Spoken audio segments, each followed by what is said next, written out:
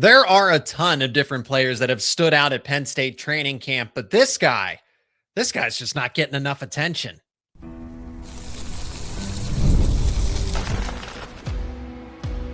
You are Locked On Nittany Lions, your daily podcast on the Penn State Nittany Lions. Part of the Locked On Podcast Network, your team every day. My name is Zach Seyko, your host as always, and thank you so much for being here. Let's talk some Penn State football. Got an update on the recruiting trail. Penn State sends out an offer. Who is this player, and can they land a commitment from him? Media availability recently. The player that I'm going to focus on in the first segment here, we got to hear from him. So that'll be in the upcoming segment, hear directly from him, and I'll react to his answers as well. Friendly reminder to let me know your thoughts down in the comments section. Who's been flying under the radar for you when it comes to Penn State training camp? This guy's been mentioned, he's been talked about, but not to the degree that I like. And I've been talking about him a ton on this show between spring camp, the off season. That is running back James Peoples. You might be thinking, well, Zach, yeah, he's been talked about. Sure, but the Penn State beat has talked about James Peoples, but I don't think he's still gotten enough credit locally, definitely not nationally. It is bad nationally, where I don't think I've heard a national college football host or reporter make any mention of James Peoples. I guess it's understandable because he comes in as a player that was somewhat of an afterthought at Ohio State, but he's a former elite recruit and comes to Penn State, gets a reset. But what is actually his role? Why am I going to hype up a player that seems to be a rotational back? He's not going to be just a rotational back for Penn State, change of pace guy, right? I think there's a misconception around what James Peoples is going to be for this Penn State offense. So let's talk about it. Let me explain it, right? James Peoples is truly the do-it-all running back for Penn State. Carson Hansen's really good. Quinton Martin, there's a lot of people, fans and media members alike, that have really high aspirations for him. But James Peoples is able to give you speed, power, catching ability out of the backfield, avid blocker. And that's what Matt Campbell has mentioned a lot recently here, that he can just truly do everything. Smart, cerebral running back that can do everything for you. So don't just look at James Peoples and think, okay, Carson Hansen might be your power back. You'll get Quinton Martin out of the backfield as a wide receiver type, running back receiver type. And then James Peoples will be your speed back, your scat back, if you will. That is a severe misconception. And right, this is why we're talking about it. So we can put that to the side here, because all those players are capable of doing a lot of different things. But just the way that I've seen Peoples operate in practice, rave reviews have come out from some of these scrimmages that Penn State has held. And the common consistency is that, hey, James Peoples really continues to step up. James Peoples continues to set the tone. So that comes from what we've seen, from what we've heard from Matt Campbell and other assistant coaches, that Peoples is the real deal. Him coming over from Ohio State is valuable because this isn't a developmental player, in my opinion, whatsoever. That time at Ohio State really helped him. Like, they've done the development, and now it's putting it all together. You picked up a starting caliber running back out of the transfer portal to go along with Carson Hansen and Quinton Martin and Cam Wallace. I would throw him into this conversation as well. But Peoples has always been the breakout star in this offense for me for the longest time. It's been months. And it's because of how he looked in the, can we call it a blue and white game, right? The blue-white practice, when he had a big run in that practice. He stood out over the course of training camp, and he's one of the players that's just been mentioned a ton by Campbell, by all these different coaches. So what should we expect from Peoples in some capacity here? What should we expect from this running back room? I do think Carson Hansen gets a little bit of some disrespect as well. That, oh, he's just an Iowa State. He was really good at Iowa State. This guy, I would project as the starting running back, if you will. James Peoples is going to play a lot. I think Quinton Martin is going to play a good amount. Even Cam Wallace. The coaches have 4 running backs that they trust. I trust these 4 running backs because they're able to do multiple things. They're able to do all the comprehensive things that a running back needs to do. And that's what Campbell and the coaching staff on the offense are looking for. Guys that don't have to come off of the football field, that they're not, okay, this guy's specifically a receiving back. This guy's specifically a power back. It's that do-it-all capability. And while Hansen might be the stronger back, right? He might be more of the power back. Quinton Martin might be a better receiver in terms of route running and things like that. James Peoples might end up being the best pass blocker because it seems like when it comes to pass protection, I haven't heard anything specific about Hansen or Martin or Wallace, but Campbell has said, hey, this guy is great in blitz pickup, and it's led to multiple scoring plays in some of these 11-on-11 drills. It's a matter of battling for playing time. Hansen might start. Peoples might end up closing the game. Okay? It's a matter of which running back is going to give you the best output on that given day. If Hansen's the goal line back, okay. And it's also going to be a situation where all these running backs help each other out by preserving their stamina, right? The fact that you have 4, I would include Cam Wallace, 4 legitimate options to rotate in, you're going to keep these guys fresher. And it's also going to help prevent injuries by rotating these guys fairly evenly, right? I do think there should be I think there should be a split in snaps where Hansen and Peoples see the most reps, and then Martin would see some, and Cam Wallace. There is going to be a depth chart. I'm not saying, hey, you hand out 10 snaps or 10 carries to all 4 running backs evenly. No, you might see a setup where Carson Hansen gets 20 touches in a game. Peoples gets 15 touches in a game. Martin, 5 to 10 in the neighborhood. Same thing with Wallace, 5 to 10. Okay, so there will be a depth chart, but Peoples is a player that I believe is a co-starter alongside Carson Hansen, even if Hansen's out there for the first drive. So Peoples can do it all. And outstanding character. You will hear it from him in this upcoming interview with him from the recent media availability. Talks about a bunch of different things. The running back room, the standouts overall, both on offense and defense. So I'll let him tell you all about the latest developments from practice from James Peoples himself coming up next here on Locked On Nittany Lions. And today's show is brought to you by Odoo. Running a business shouldn't feel like you're trying to connect a bunch of systems that were never designed to work together. One app for accounting, another for inventory, another for sales, and somehow none of them talk to each other. Now that's where Odoo comes in. Odoo is an all-in-one business management software that brings every part of your business together in one powerful platform. From sales and accounting to inventory and marketing, everything works in one place. Odoo is one platform to manage, grow, and scale your business. The best organizations know that success isn't just about the talent. It's about having everyone working toward the same goal. And that's true in sports, just like it is in business. Take the hiring of Matt Campbell by Penn State as an example. The adjustment itself was important, but what's really been impressive is how smoothly it was all implemented. Everyone knew their role. Everyone was on the same page.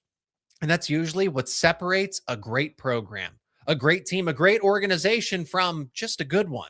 Great organizations win because operations matter. And that's why you should get Odoo. Try for free today at odoo.com/lockedon. That is odoo.com/lockedon. and that could be within football, outside of football. But with me and Coach Huggins, you know, a big emphasis was like getting to learn you more. And I think through me being here, I've really got an opportunity to kind of just see how far I can grow, just not as a player, but as a young man. He said he enjoys the fact that you've embraced running with the ones and the twos. Mm-hmm. Was that initially when he kind of rolled it? Because he's moved you guys around a lot. Yes. Initially, are you like, all right, this is kind of weird or different? Or Not at all. You know, the season's long, and you don't know who could be up there blocking for you. So I think it is just a reminder of like you're not getting too caught up in ones and twos, but more so like what is my job? What am I here to do? And that's gonna take care of itself. So yeah, not too much.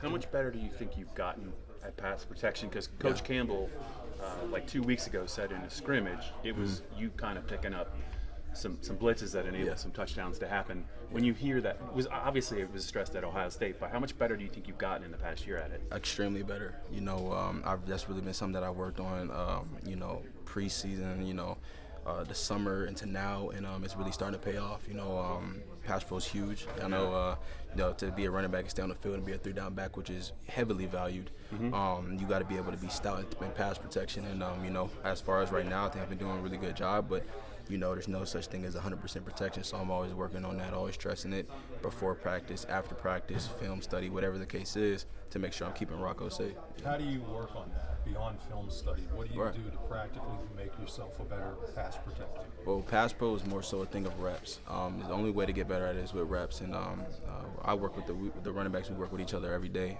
to make sure we're getting, you know, good, accurate looks at how a linebacker would blitz us, and making sure that we're repping that with each other. And then, of course, we got bags and stuff that we hit just to make sure that our arms are tight and that our feet are moving, to make sure that, you know, we're just replicating that as accurate as we can. Who are the linebackers? Who are the biggest challenge when it comes to doing that? You know, we got all the linebackers are different. Tony, he's like a finesse guy. He's real smooth with it. Kale's like a bull rusher. Marcus, he's also like a heavy coming guy, you know, from safety depth. So they all blitz differently. They're all good at it too. So I can't narrow it down.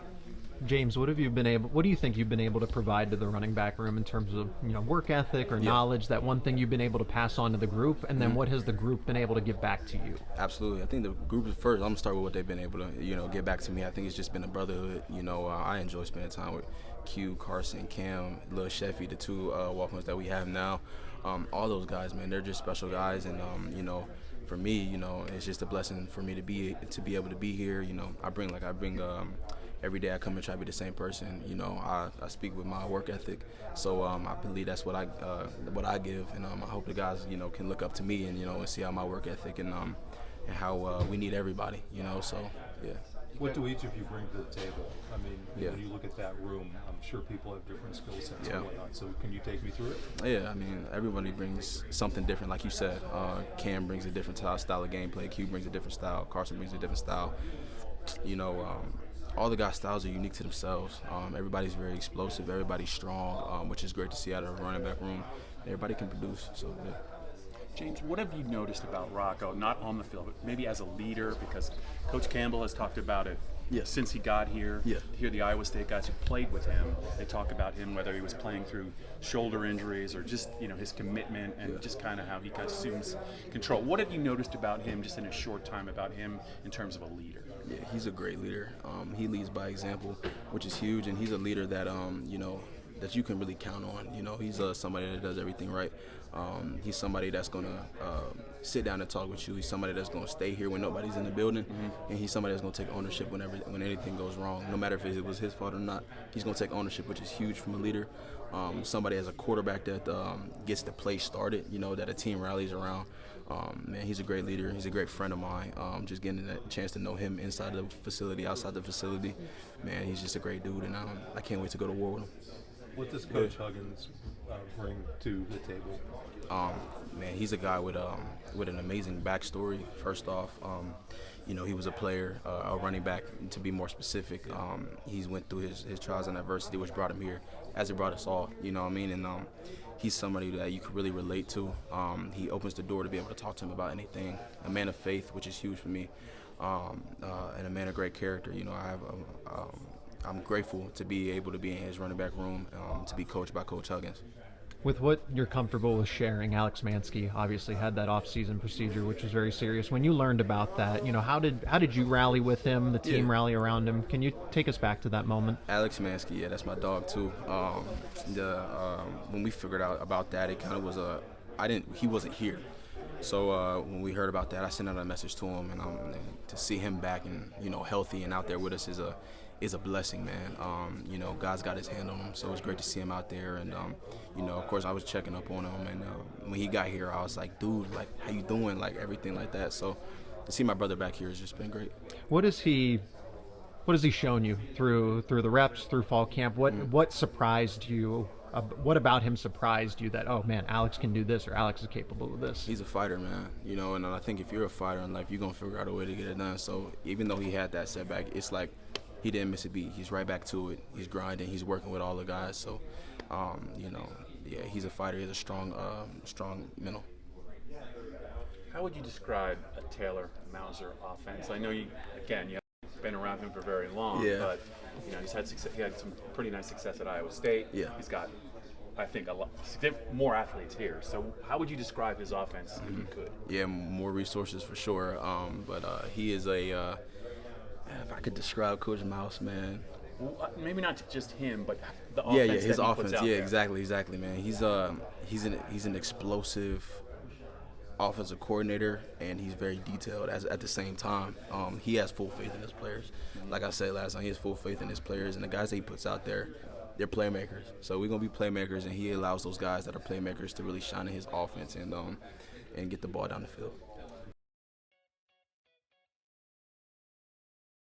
Today's episode of Locked On Nittany Lions is brought to you by FanDuel. Baseball fans, if you think you know who's hitting a homer today, FanDuel is giving you a free chance to call your shot with daily dingers. It's easy to play.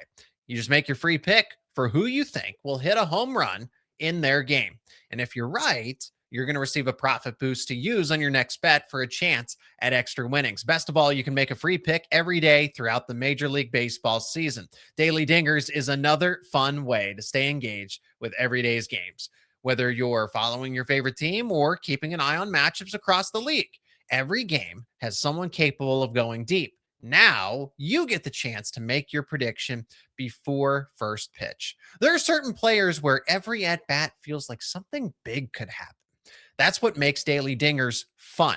You get to back the player you think is ready to go deep that day. So are you ready to play your game today? Join all the action at FanDuel.com. That is FanDuel.com to play Daily Dingers and make your free pick on who's hitting a homer. Play ball and swing for the fences on FanDuel, an official partner of Major League Baseball.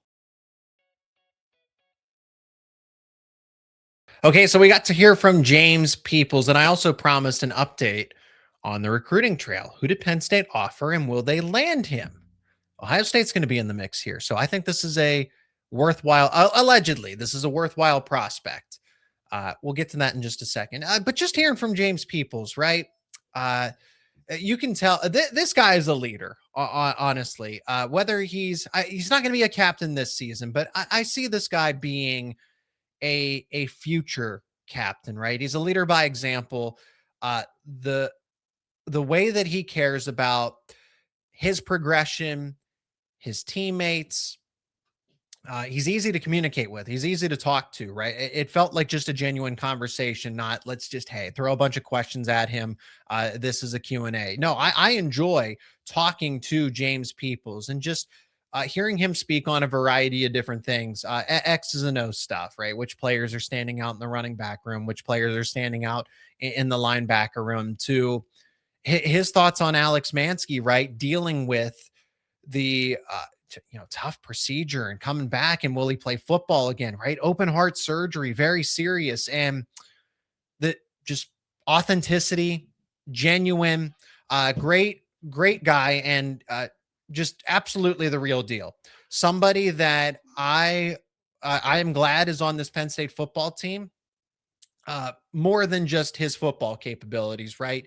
He is an outstanding player, an outstanding person, outstanding character. So James Peoples, this episode was really a lot about James Peoples, but for good reason, because he's not getting talked enough he's not getting enough respect. Definitely on the national scale. I think the local reporting needs to be a little bit higher on him as well. But this running back room overall, I think is going to be a strength for the Penn State offense this season.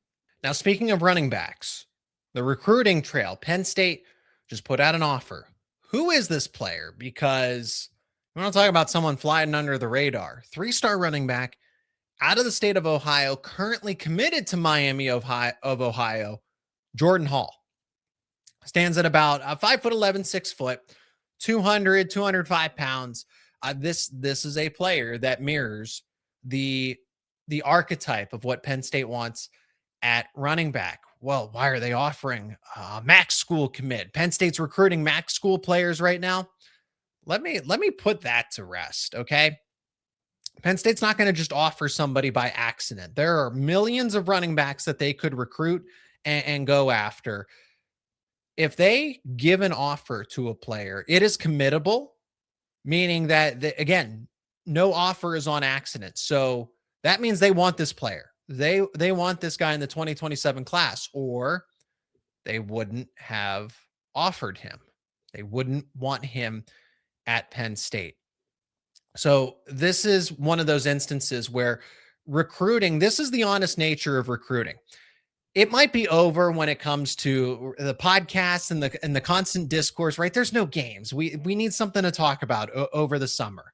We need something to go back and forth about. But recruiting's not over, and Penn State's class is in a solid spot, but they're looking to add a couple more players as long as there is a fit. So there is a need for a second running back, because I know some of you remember, hey, Aiden Gibson